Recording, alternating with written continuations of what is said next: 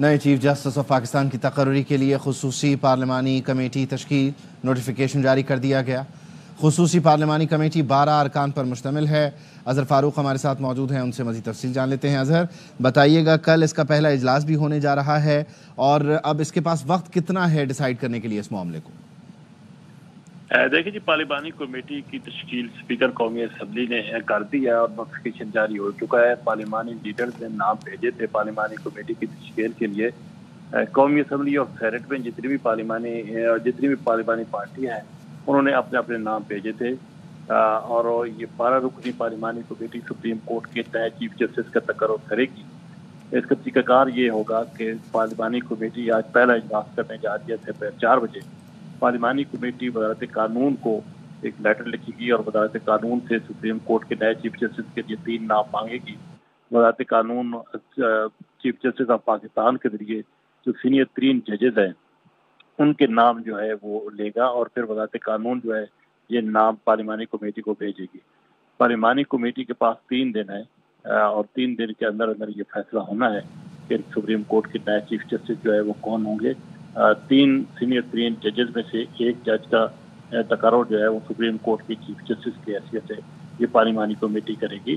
2 تہائی اکثریت کے ساتھ یہ فیصلہ ہوگا اور آئین کے مطابق یہ پارلیمانی کمیٹی سپریم کورٹ کے نئے چیف جسٹس کا تقرر کر کے سفارش وزیر اعظم کو بھیجے گی۔ وزیر اعظم صدر مملکت کو ایڈوائز کریں گے اور صدر مملکت جو ہے وہ سپریم کورٹ کے نئے چیف جسٹس کا تقرر کریں گے۔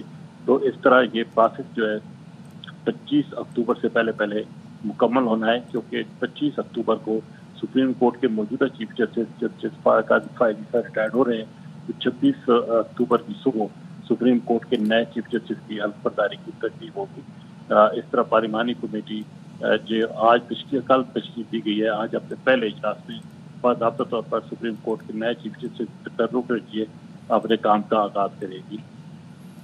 ٹھیک ہے۔ اچھا، اس میں اظہر ایک چیز اور بڑی امپورٹنٹ ہے، وہ یہ کہ بنیادی طور پر جو پارٹیز ہیں ان کا ڈویژن ہوا ہے، لیکن جو بیرسٹر گوہر علی خان ہیں وہ آزاد حیثیت میں پارلیمنٹ میں موجود ہیں، چیئرمین پی ٹی آئی ہیں، وہ سنی اتحاد کونسل سے انہوں نے کبھی بھی وابستگی کا کوئی ایفیڈیوٹ جمع نہیں کرایا، پھر سنی اتحاد کونسل کے بہاف پہ وہ کمیٹی میں کیسے شامل ہیں؟ دیکھیے جی، یہ بات بالکل واضح ہے کہ سنی اتحاد کونسل کا وہ حصہ نہیں ہے، وہ آزاد حیثیت سے قومی اسمبلی میں موجود ہے۔ سنی اتحاد کونسل کو لیٹر لکھا تھا اسپیکر قومی اسمبلی نے کہ وہ اقدام دے، تو سنی اتحاد کونسل کی طرف سے تو حامد رضا ہی ہے، لیکن انہوں نے جو دوسرا نام دیا ہے وہ بیرسٹر گوہر کا دیا ہے۔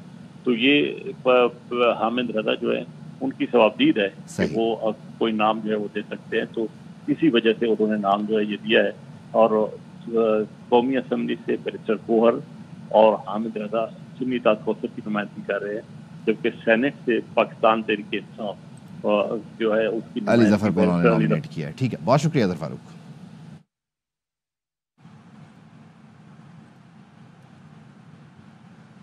نئے چیف جسٹس کی تعیناتی کے حوالے سے نون لیگ کی جانب سے کوئی فیصلہ نہیں ہوا۔ تاثر دیا جا رہا ہے چیف جسٹس کے لیے یحییٰ آفریدی نون لیگ کے امیدوار ہیں، یہ تاثر قبل از وقت ہے۔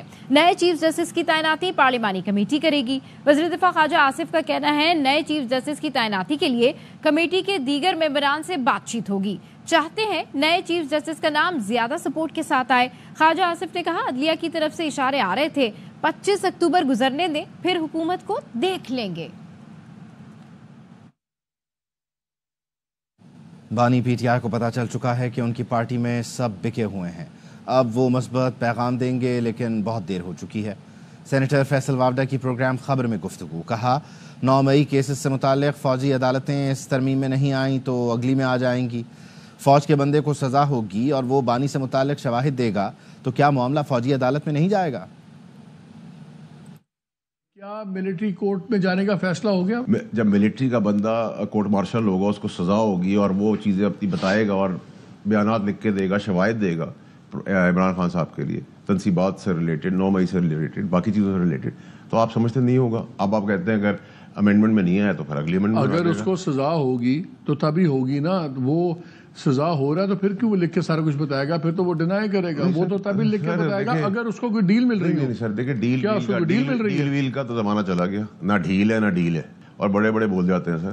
اب عمران خان صاحب سافٹ میسیجنگ کریں گے، لکھ لے آج اپنے شو کے اوپر، انہوں نے ریئلائز کر لیا کہ سب بک گئے، یہ بکاؤ بھگوڑے جو ہے پی ٹی آئی کے. اور جو مولانا صاحب کی ٹرولنگ شروع ہو گئی ویسے پی ٹی آئی کی طرف سے، لیکن مولانا صاحب نے اپنی ایک ایک آدمی سے سمیت عمران خان صاحب سے تعریفیں کروائی. ہیروزم آیا، انہوں نے کسی ایک آدمی کے لیے تعریف کا ایک ورڈ نہیں بولا. 26ویں ترمیم ہی وہ سوراخ ہے جس سے شگاف ہوگا اور حکومت گرے گی. اپوزیشن لیڈر عمر ایوب کہتے ہیں ہم احتجاج بھی کریں گے اور پارلیمنٹ میں بھی موجود ہوں گے. یہ حکومت اپنے ہی وزن سے گرے گی. خصوصی کمیٹی کا آئینی ترمیم کے لیے غلط استعمال کیا گیا. پہلے مسودے کی شکیں ہوتی تو پاکستان شمالی کوریا پلس بن جاتا. مولانا فضل الرحمان اور ہم آگے جا کر اکٹھے تحریک بھی چلا سکتے ہیں. کانسٹیٹیوشنل امینڈمنٹس انہوں نے کی ہیں، یہی وہ سوراخ بنے گا جس سے یہ شگاف لگے گا اور یہ گریں گے. ہم نے احتجاج بھی کرنا ہے، اسٹریٹ موومنٹ بھی ماری جاتی رہے گی، ہم لوگ پارلیمنٹ پہ بھی ہوں گے. یہ گورنمنٹ اپنے ہی وزن کے اوپر جو یہ بنیاد، میں بار بار کہہ رہا ہوں، یہ سنگ کی بنیاد پتھر کی نہیں ہے، یہ ریت کی بنیاد ہے اور یہ اپنے ویٹ اور اس کے اوپر خود یہ دھڑام سے گری. اس کمیٹی کا غلط استعمال کیا گیا کانسٹیٹیوشنل امینڈمنٹس کے لیے. اس گورنمنٹ کے پاس وہ مینڈیٹ ہی نہیں ہے. 56 اس 56 اور وہ جو شکیں تھیں اس کے ساتھ تو پاکستان جو ہے وہ برما کیا نارتھ کوریا پلس بننے جا رہا تھا. مولانا صاحب اور ہمارا یہ جناب کہ اس وقت ہم لوگوں کے پیرلل ٹریکس ہیں، آگے جا کے اکٹھے بھی ہو سکتے ہیں. یہ سیاست ہوتی ہے، یہ پالیٹکس ہوتی ہے. اکٹھے کس بیسس پہ ہو سکتے ہیں؟ آپ کا موومنٹ چلانے میں ہو سکتے ہیں، 100 چیزیں ہو سکتی ہیں. صدر آصف علی زرداری کے دستخط سے 26ویں ترمیم آئین کا حصہ بن گئی. گیزٹ نوٹیفیکیشن جاری ہو چکا. حکومت نے سینٹ اور قومی اسمبلی سے آئینی ترمیم منظور کرائی. قومی اسمبلی میں 225 ارکان نے ترمیم کی حمایت کی. 5 آزاد اور جے یو آئی کے 8 ارکان نے حکومت کے پلڑے میں ووٹ ڈالا. سینٹ میں شقوار منظوری کے دوران پی ٹی آئی اور اپوزیشن نے واک آؤٹ کیا. اس پارلیمان اور آئین کے لیے کالا سانپ افتخار چودھری والی عدالت ہے. کالے سانپ نے ایک نہیں بلکہ کئی وزرائے اعظم کو فارغ کرایا. چیئرمین پی پی بلاول بھٹو کا قومی اسمبلی سے خطاب. مولانا فضل الرحمان کو خراج تحسین پیش کیا. کہا حکومتی بل میں نون لیگ کے سب سے کم، پی پی اور جے یو آئی کے زیادہ نکات ہیں. Chairman P T I barrister Gohar نے کہا کہ آئینی تاریخ اور عدلیہ کے لیے ایک سیاہ دن ہے. میاں صاحب نے جو شعر پڑھا اس سے عدلیہ کی توہین ہوئی، اس کی مذمت کرتے ہیں. ہم نے آئینی ترمیم کے مسودے میں حکومت کے ایک لفظ پر بھی اتفاق نہیں کیا. یہ ایوان آرٹیکل 239 اور 256 کے مطابق مخصوص نشستیں نہ ہونے تک آئینی ترمیم نہیں کر سکتا. کراچی بار ایسوسی ایشن نے 26ویں آئینی ترمیم کی مذمت کر دی. اعلامی میں کہا گیا ہے کہ ترمیم پارلیمنٹ کا حق ہے لیکن شفاف طریقہ نہیں اپنایا گیا. یہ جمہوری تاریخ میں ایک سیاہ دن کے طور پر یاد رکھا جائے گا. آئینی ترمیم عدلیہ کی آزادی پر قدغن کے مترادف ہے. کراچی بار ایسوسی ایشن نے مطالبہ کیا کہ جسٹس منصور علی شاہ کو فوری طور پر چیف جسٹس پاکستان مقرر کیا جائے. وکلاء برادری نے آئینی ترمیم کے خلاف ملک گیر تحریک چلانے کا اعلان کر دیا. حامد خان اور عابد زبیری نے کہا ہم سینئر ترین جج کو ہی چیف جسٹس مانیں گے. جسٹس منصور علی شاہ کے سوا کسی کو چیف جسٹس لگایا گیا تو تسلیم نہیں کریں گے. لطیف کھوسا نے کہا کفر کا نظام تو چل سکتا ہے لیکن ظلم اور ناانصافی کا نہیں. پی ٹی آئی کا منحرف ارکان کو اسمبلی سے فارغ کرنے کا اعلان. تحریک انصاف کے سیکرٹری جنرل سلمان اکرم راجہ کہتے ہیں پی ٹی آئی کے جن ارکان نے انحراف کیا انہیں پارٹی سے بھی نکالیں گے. ہمارے پاس دفاع کے لیے کچھ نہیں، اب آگے جدوجہد ہے. ریلیف سڑکوں پر ملے گا، جلد وکلا تحریک شروع ہوگی. ڈکیتی ہمیشہ رات کے اندھیرے میں ماری جاتی ہے. ایسی حکومت نے آئینی ترامیم کی جس کے پاس کوئی مینڈیٹ نہیں. وزیر اعلیٰ خیبر پختونخوا علی امین گنڈاپور کا اسمبلی میں اظہار خیال. کہا جن لوگوں نے ووٹ دیا اور جن لوگوں نے ووٹ نہیں دیا لیکن بانی پی ٹی آئی کی پیٹھ میں چھرا گھونپا، کسی کو نہیں چھوڑیں گے. ڈکیتی ہمیشہ رات میں ہوتی ہے. آزاد عدلیہ کو انہوں نے محکوم کر دیا ہے ایک ایسی حکومت کے کہ جو خود الیکٹڈ نہیں ہے. تو جب اپنی مرضی کے بندے آپ بٹھائیں گے، مرضی کے بندوں سے آپ فیصلے کرائیں گے تو کبھی بھی وہ ادارے آگے نہیں بڑھ سکتے. ترمیمیں کی گئی ہیں غیر آئینی طریقے سے. کوئی سمجھتا ہے اگر کہ غیر آئینی کر کے ایسا ہی رہے گا، ایسا نہیں ہے. جب بھی عوام مینڈیٹ دے گی اور ہم آئیں گے ایسی ترامیم کو ہم ختم کریں گے. بربلا میں کہہ رہا ہوں، ہمیں پتہ چل گیا کہ کون زمین فروش تھا، کون غدار تھا، کون بزدل تھا. جن لوگوں نے ووٹ دیا یا جن لوگوں نے ووٹ تو نہیں دیا لیکن عمران خان کی پیٹھ میں چھرا گھونپنے کے لیے اس سب میں کھڑے ہوئے، آج رات تک ان سب کے نام آ جائیں گے اور ہم کسی ایسے بندے کو نہیں چھوڑیں گے جو فیصلہ ساز ہے. اس وقت میں سب کو یہ پیغام دے رہا ہوں کہ آپ جواب دہ ہیں ان چیزوں کا. ایسا نہیں ہو سکتا کہ آپ اس ملک میں جو بھی کریں آپ سے کوئی پوچھنے والا نہیں ہوگا. लगता है ये सवाल अब सुप्रीम कोर्ट में रोज उठेगा कि केस आम बेंच सुनेगा या आईनी बेंच सुनेगा। मुसाबकती कमीशन से मुताल्लिक फैसले के खिलाफ अपील पर जस्टिस मंसूर अली शाह के रिमार्क्स। दौरान समात जस्टिस मंसूर अली शाह ने मुस्कुराते हुए पूछा, क्या ये केस अब आईनी बेंच में जाएगा या हम भी सुन सकते हैं? वकील फरोग नसीम ने कहा, सियासी मुकदमात अब आईनी मुकदमात बन चुके हैं। जस्टिस आयशा मलिक ने कहा, चले जी अब आप जाने और आपके आईनी बेंच जाने। जस्टिस मंसूर अली शाह ने रिमार्क्स दिए, 3 हफ्ते तक केस की समात मुलतवी कर रहे हैं, वैसे भी इन्हें खुद समझने में कुछ वक्त लगेगा। जस्टिस आयशा मलिक ने कहा, नई तरमीम पढ़ लें, आर्टिकल 199 वाला केस यहाँ नहीं सुन सकते। सुप्रीम कोर्ट ने पीटीआई की इंट्रा पार्टी इलेक्शन फैसले के खिलाफ दायर नजरसानी दरखास्त खारिज कर दी।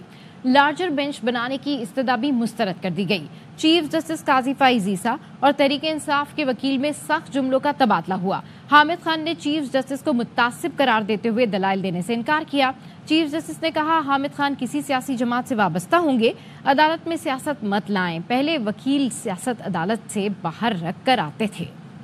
इलेक्शन कमीशन ने मुस्लिम लीग नून के मुनहरिफ एमएनए आदिल बाज़ई को नोटिस जारी करके 23 अक्टूबर को तलब कर लिया।